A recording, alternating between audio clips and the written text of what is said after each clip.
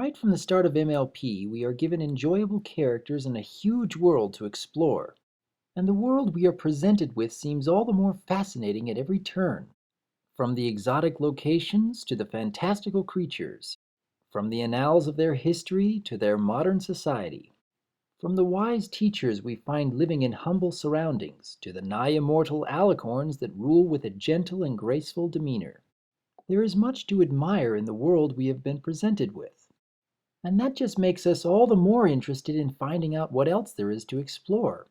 For today, I would like to talk about the differences between the three pony races and how they have interacted with each other. From the systems that we see in the modern age back to the days of ancient history before Equestria had been founded. We see that there are still some divisions in society, even in the modern age, but it seems quite different to how things used to be. Far back in history, we see that the three pony tribes were very distrustful of each other and only interacted out of necessity. Both the unicorns and the Pegasi would demand food from the Earth Pony tribes in exchange for creating favorable weather and bringing the sun and the moon in the sky. Now, looking at this scene, I began to wonder, if both the unicorns and the Pegasi would rather not deal with the other tribes, then why wouldn't they just grow their own food? If we take a look at the modern age, we start to see some examples about how both the unicorns and the Pegasi might actually be able to do some tasks even better than the Earth Ponies could. In Applebuck season, we see that when Applejack is being overwhelmed by her workload, that she asks her friends for help in the harvest. We see Rainbow Dash bucking an apple tree, causing the apples to fall just as easily as Applejack can. We also see Twilight using her magic to get the apples off of dozens of trees at once. And even later on in the series, during Super Speedy Cider Squeezy 6000, we see other examples of how both Pegasi and unicorns may be able to perform farming tasks better than Earth Ponies. We see Fluttershy flying through the apple trees, causing the apples to fall just as quickly as Applejack can get them down. We see Rainbow Dash helping Big Mac to keep the grinder running, while Twilight is again using her magic to move barrels of cider, and Rarity's discerning eye is helping to sort the good apples from the bad ones. None of these characters are used to farm work. They don't go working the apple orchards every day. And yet in some ways it seems like they can do the same kind of work that Applejack does. And in some ways perhaps even do it better.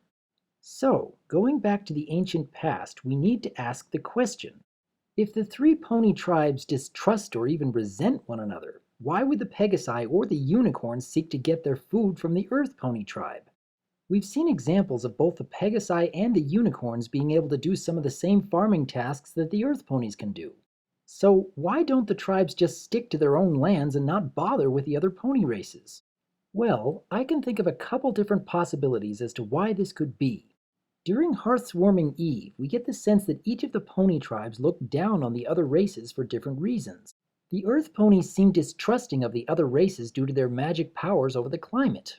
When Chancellor Puddinghead says that she is out of ideas, Commander Hurricane actually states, "What a shocker, an Earth Pony with no ideas," suggesting that the Pegasi actually think that the Earth Ponies are unintelligent. And it is hinted that the unicorns actually consider the Pegasi to be ruffians, and that the unicorns are above that kind of behavior. Given these racial tensions between the pony tribes, and even how the tribes view themselves, it could explain why both the Pegasi and the unicorns would prefer to get the Earth Ponies to grow their food, rather than grow it themselves. If Earth Ponies are looked down upon, and if both the Pegasi and unicorns thought themselves to be above such tasks as farm labor, then it might be a reason for them to actually create favorable weather and keep the sun in the sky so that the Earth Ponies could grow more food and thus share their harvests with the other tribes. However, this theory seems fragile, as the behavior between the tribes suggests that dealing with the other races is strictly out of necessity. If this is all there was keeping the tribes together, I have my doubts as to why any of the pony races would even want to start working together. So I took a deeper look into the differences between the three pony races, trying to discover something else that might explain why the unicorns and the Pegasi would need to depend on the Earth Ponies. And then I saw the scene where Chancellor Puddinghead and Smart Cookie are making a claim to the land of Equestria. The air, the trees, the dirt. This dirt is the dirtiest dirt in the whole dirt world. And fertile too, perfectly grown food. In the name of the Earth Ponies, I think I'm gonna call this new place, Dirtville. How about Earth. Earth!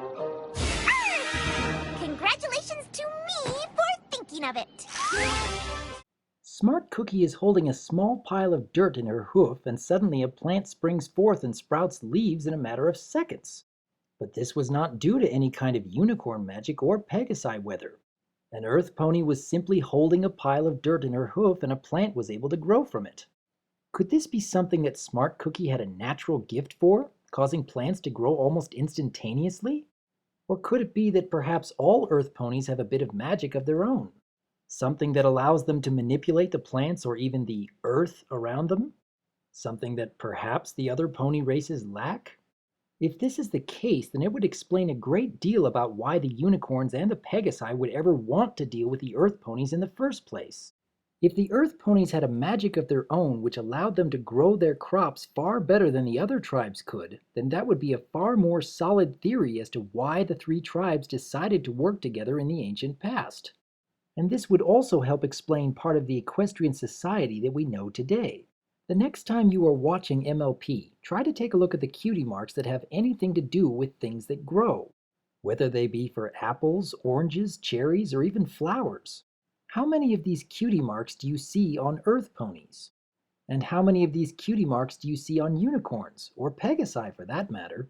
When it comes to things that grow, the Earth Ponies seem to be the ones who have a natural talent for it. It seems that even today, both the unicorns and the Pegasi are still depending on the Earth Ponies to grow their food. Despite the examples we've seen where both unicorns and Pegasi have been able to match or even exceed the ability of Earth Ponies when doing farm work, there seems to be a good reason as to why they depend on Earth Ponies. Earth Ponies may very well have a natural magic all their own that both the unicorns and the Pegasi seem to lack.